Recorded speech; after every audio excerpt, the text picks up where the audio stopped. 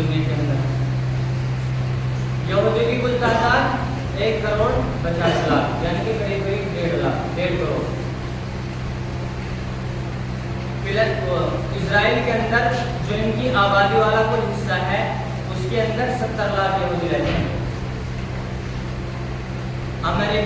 امریکہ اور کینیڈا کے اندر یہودی کی تعداد اسرائیل کے بعد سب سے زیادہ پائی جاتی ہے. تو کل ملا کر بتلانے کا مقصد یہ ہے کہ یہودی کی کل تعداد 1.5 کروڑ ہے.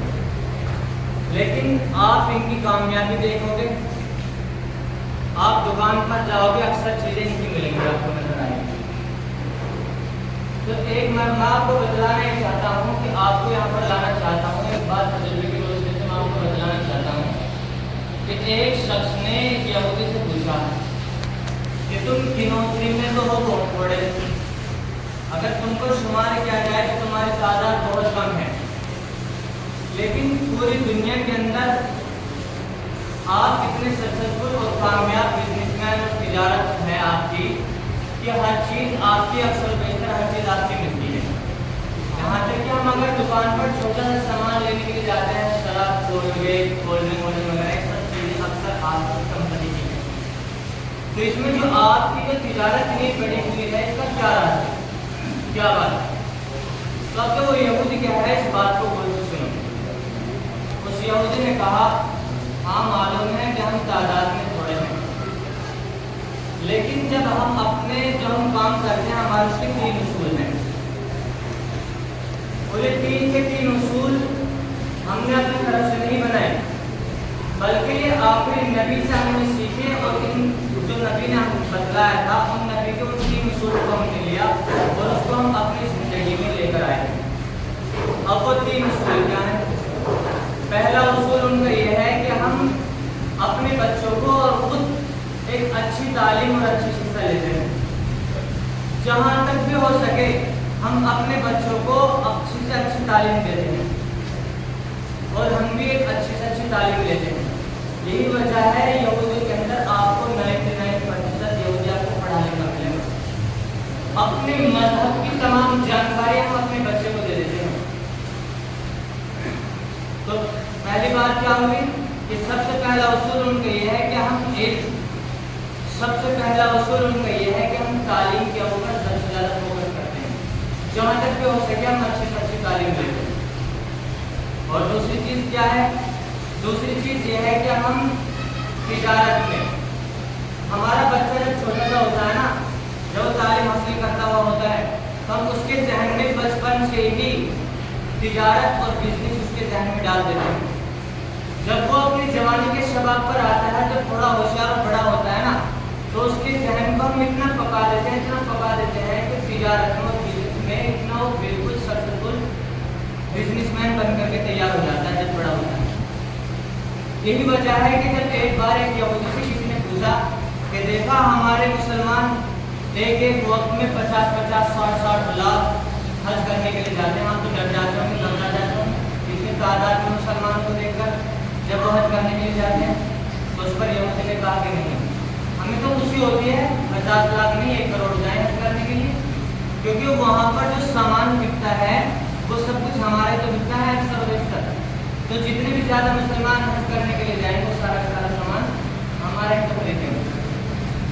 تو بتلانا میں چاہتا ہوں جہاں جہاں پر اللہ کے رسول صلی اللہ علیہ وسلم نے حکم دیا کہ لوگوں حج کرو, وہیں پر اللہ تبارک و تعالیٰ نے حکم دیا کہ مسلمانوں تجارت کرو. جب صحابہ کرام حج کرنے کے لیے جاتے تھے تو اللہ کے رسول صلی اللہ علیہ وسلم کو تجارت کی ترغیب دیتے. صحابہ کرام نے حج کیا, اللہ کے رسول ہم حج بھی کریں اور تجارت بھی کریں, اس میں تو ہمارا دنیاوی مفاد ہے. تو اللہ کے رسول صلی اللہ علیہ وسلم نے فرمایا نہیں, اسلام آپ کے اوپر بوجھ نہیں ہے, آپ تجارت بھی کرو اور حج بھی کرو. تو ان کا دوسرا اصول کیا ہے کہ ہم تجارت پر اور بزنس پر سب سے پکا سب سے زیادہ فوکس کرتے ہیں. اور تیسرا اصول ہمارا یہ ہے کہ جو ہمارا مذہبی بھائی ہوتا ہے ہم اس کی مدد کرتے ہیں. یعنی ہم ایک دوسرے کی اپنے مذہبی بھائی کی مدد کرتے ہیں, وہ چاہے جہاں بھی ہو. ہم حتی الامکان کوشش کرتے ہیں کہ ہماری مدد اپنے بھائی تک پہنچے. جو ہمارا مذہبی بھائی ہے چاہے کہیں بھی ہو ہماری مدد اس تک پہنچے جہاں تک بھی ہو.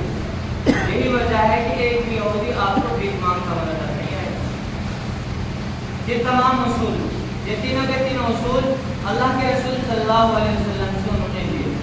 آخر میں اس شخص نے کہا کہ تمرینوں کے تینوں طریقے جو ہے نا ہم نے آخری نبی سے لیے، کیونکہ آخری نبی نے ہی تو بتلایا کہ اچھی سے اچھی تعلیم لو، آخری نبی نے ہی بتلایا کہ تجارت کرو، اپنے آپ کو مضبوط بناؤ، آخری نبی نے ہی تو بتلایا کہ ایک دوسرے کی مدد کرو۔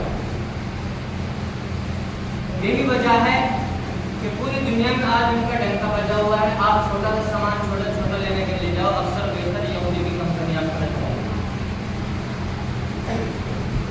تو دنیا کے اندر ان کا رجوع یہی وہ ہے کہ انہوں نے نبی کریم صلی اللہ علیہ وسلم کے طریقے کو اپنایا، اور ہم نبی کے امتی ہو کر اللہ کے رسول صلی اللہ علیہ وسلم کے طریقے کو چھوڑتے ہیں، حدیث کو چھوڑتے ہیں۔ ہم ایک دوسرے پر فوقیت حاصل کرتے ہیں، ایک دوسرے کو نیچے دکھانے کے لیے ہم ایک دوسرے سے بڑھ چڑھ جاتے ہیں، اور یہی ہماری ناکامی قرار دیتا ہے۔ ہم اپنے بچوں کو اچھی تعلیم نہیں دیتے، اچھی شکشا نہیں دیتے، اس کو جب ہم اچھی تعلیم نہیں دیتے کہ ہمارے مرتبے کو اور بڑے کے ادب کو نہیں جانے گا، وہ جانے گا ہی نہیں، اس کا ذہن کشادہ ہی نہیں ہوگا، کیونکہ ہمارے ذہن کو اس بچے کو ہم نے اس کی تعلیم ہی نہیں دی۔ ہم ایک دوسرے سے فوقیت حاصل کرنے کے بجائے ہم ناکام ہوتے چلے جا رہے ہیں، ایک دوسرے کو نیچے دکھانے کے لیے ہم اتنے گر جاتے ہیں۔ اللہ کے رسول صلی اللہ علیہ وسلم کے طریقے کو ہم چھوڑتے ہیں۔ یاد کرو اس وقت کو جب کل قیامت کا میدان ہوگا اور اللہ تبارک و تعالیٰ فیصلہ کر چکا ہوگا گناہگاروں کے حق میں کہ ان کو دھکے مار کر کے جہنم میں پھینک دو۔ جب اتنی کثیر تعداد میں جہنمی لوگ جہنم کے دروازے پر ہوں گے نا، جہنم کے جانے والے ہوں گے، تو جہنم کا جو داروغہ ہوگا اتنی بڑی تعداد میں دیکھ کر افسوس کرے گا، وہ کہے گا کہ اے لوگوں تم اتنی تعداد میں کیوں ہو؟ تمہاری کوئی مدد کرنے کے لیے، آپ کو کوئی راستہ دکھانے کے لیے، سیدھا راستہ دکھانے کے لیے نہیں گیا تھا، یا آپ کو کوئی طریقہ ہے، یا آپ کو کوئی سیدھا راستہ دکھانے کے لیے نہیں گیا تھا، آپ کو کوئی نہیں گیا، اللہ تبارک و تعالیٰ نے آپ کے پاس کوئی نہیں بھیجا تھا کہ وہ بتلا سکے جہنم برحق ہے، وہ آپ کو جہنم سے ڈرا سکے۔ تو لوگ کہیں گے کہاں گئے تھے، لیکن ہم نے ان کی بات ہی نہیں مانی، نبی تو گئے تھے لیکن ہم نے ان کی بات ہی نہیں مانی، ہم نے ان کے طریقے کو نہیں اپنایا، تو جہنم کا دروغہ کہے گا پھر ان کو پھینک دو جہنم میں، پھینک دو ان کو جہنم میں، اور اس جہنم کو دیکھا اور سنو، آپ اس کی تفصیل کو جانو۔ اللہ تبارک و تعالیٰ نے اس جہنم کو اور اس آگ کو دیکھو، اللہ تبارک و تعالیٰ نے پہلے اس آگ کو 1000 سال جلایا اور تپایا، وہ سرد ہو گئی، پھر 1000 سال اس کو جلایا اور تپایا، وہ سرخ ہو گئی، پھر 1000 سال اس کو جلایا اور تپایا، وہ سیاہ ہو گئی۔ آج جو اپنی حالت پر بالکل سیاہ ہے 3000 سال کی محنت کے ساتھ، اور اس کی تپش اتنی کہ جب حضرت آدم علیہ السلام کو اللہ تبارک و تعالیٰ نے دنیا میں بھیجا تو اللہ تبارک و حضرت آدم علیہ السلام کو آگ کی ضرورت پڑی، آگ جلانے کے لیے، اپنی ضرورت کو پوری کرنے کے لیے، تو اللہ تبارک و تعالیٰ نے حضرت جبرائیل سے کہا جبرائیل جہنم سے تھوڑی آگ لو اور آدم کو لے جا کر کے دے دو تاکہ وہ اپنی ضرورت کو پوری کر دے۔ چنانچہ حضرت جبرائیل جہنم کے پاس پہنچتے ہیں، جہنم کے دروازے سے کہتے ہیں کہ مجھ کو تھوڑی سی آگ دے دو۔ ایک دم جہنم کے دروغہ نے کہا آپ کو کتنی آگ چاہیے؟ تو حضرت جبرائیل علیہ السلام نے کہا ایک چھوارا ہوتا ہے نا، چھوارا، اس کے بقدر آگ چاہیے۔ تو جہنم کے دروغہ نے کہا اگر آپ چھوارے کے بقدر آگ لے کر کے جاؤ گے تو ساتوں زمین سات آدمی تو سب تہس نہس جائیں گے، اس کی تب اس کو برداشت نہیں کر پائیں گے۔ تو حضرت جبرائیل نے ایک دم اپنا سوال بدلتے اور کہا چلو کھجور چھوڑو، کھجور کی جو گٹھلی ہوگی اس کے اندر بھی اس کے بقدر ہم کو آگ دے دو۔ تو جہنم کے دروغے نے کہا یہ بھی نہیں تھی، لیکن جہاں جہاں کوئی آگ جائے گا تپش کی وجہ سے وہ پگھلتا چلا جائے گا، دنیا میں اس کی تپش کی وجہ سے پگھل جائے گا۔ اور جہنم کے دروغے نے کہا کہ جاؤ اللہ تبارک و تعالیٰ کی بارگاہ میں حاضر ہو اور جا کر کے پوچھو کہ اللہ مجھ کو آگ کتنی لے کر کے جانی ہے آدم کے پاس۔ چنانچہ حضرت جبرائیل واپس بارگاہ خداوندی میں آئے اور کہا ہے اللہ جہنم کے دروغے سے ایسے ایسے کیا لا ہے، مجھ کو آگ بدلاؤ کتنی لے کر کے جانی ہے۔ تو اس پر اللہ تبارک و تعالیٰ نے کہا ہے جبرائیل جہنم کے دروازے کے پاس جاؤ، اس سے جا کر کے کہو ایک رتی بھر جو ذرا سی بالکل ذرا سی رتی برابر ایک آگ چاہیے۔ چنانچہ حضرت جبرائیل جہنم کے دروازے کے پاس پہنچے اور جا کر कहा कि एक रत्ती भर आग दे दो। सुना जब जहन्नम के दरोगा ने हजरत जिब्रील को रत्ती भर आग दी, उसको लेकर के चलने से पहले हजरत जिब्रील ने पहले उसको 10 मरतबा पानी में गोता लगाया। उसका 10 मरतबा जब उसको गोता लगाया, फिर हजरत आदम अलैहिस्सलाम के पास लेकर गए, जिस पहाड़ पर उसको रखा ना वो गिरे जल जाओगे। उसके बाद हजरत आदम ने अपनी सूरत को पूरी करा, उस आग को वापस जहन्नम में डुबाया। तो हमारे जहन में और हमारा खौफ अल्लाह तबारक व तआला पर होना चाहिए और जहन्नम का हमारे अंदर खौफ होना चाहिए। आज हम एक दूसरे को नीचे दिखाते हैं, एक दूसरे को अयूब को जाहिर करते हैं। अगर हम आज दुनिया के अंदर एक दूसरे के ऐब को छिपाएंगे, कल क़यामत के दिन अल्लाह पाक हमारे अयूब को छिपाएगा। आज अगर हम एक दूसरे के हक को पामाल नहीं करेंगे तो अल्लाह तबारक व तआला कल हमारा ख्याल रखेगा। आज अगर हम एक इंसान के अंदर एक इंसान दूसरे इंसान के अंदर कमी तलाशता है, इंसान की जैसी नियत और जैसी नज़र होती है उसको वैसे ही दिखता है।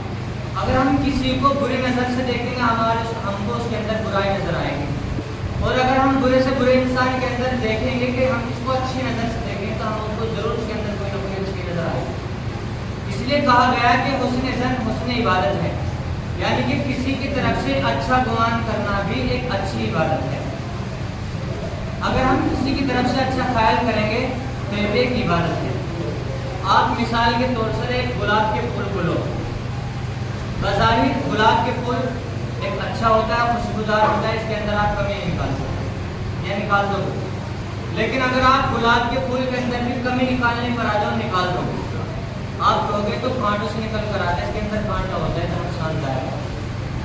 क्योंकि आपने एक खूबसूरत जो गुलाब का फूल था उसके अंदर कमी तलाशी, आपको कमी मिल गई। वहीं पर आप एक कांटे को लो, उस कांटे के अंदर बज़ाहिर आपको कोई अच्छाई नजर नहीं आएगी, लेकिन अगर आप देखोगे कि मुझको जरूर इसके अंदर कोई ना कोई अच्छाई तलाशनी है, मुझे कोई ना कोई इसके अंदर से अच्छाई लेनी है, तो आप उसके अंदर जरूर कोई ना कोई अच्छाई तलाश लोगे। कहोगे हाँ ये कांटा खुला चीज में काम आ जाएगा, खुला चीज में काम आ जाएगा। तो ये सब कुछ जो है और दुनिया की मिसाल है, जैसा चश्मा पहनोगे वैसे नजर आएगा, यानी जिसके बारे में हम जैसी नजर से जिस नजर से उसको देखेंगे वैसे ही नजर आएगा। तो हमारे किरदार और हमारा अखलाक आला पैमाने पर होना चाहिए। और शुरू में मैंने कहा था कि तालीम हासिल करनी चाहिए। जब मैंने नबी करीम सल्लल्लाहु अलैहि वसल्लम की 3 तरीके बतलाए, 3 उसूल बतलाए, हमको उनको अपनी ज़िंदगी में लाना है और अपनी औलाद जो हमारी आने वाली नस्ल है उनको भी उन पर ही कायम और फाइज करना। बयानात तो आप सुनते रहते हैं, हर कोई बयान करता है, आप सुनते भी हो सकते हैं। असल मकसद है उस पर अमल करना, अमल पैरा, तो इल्म भी हो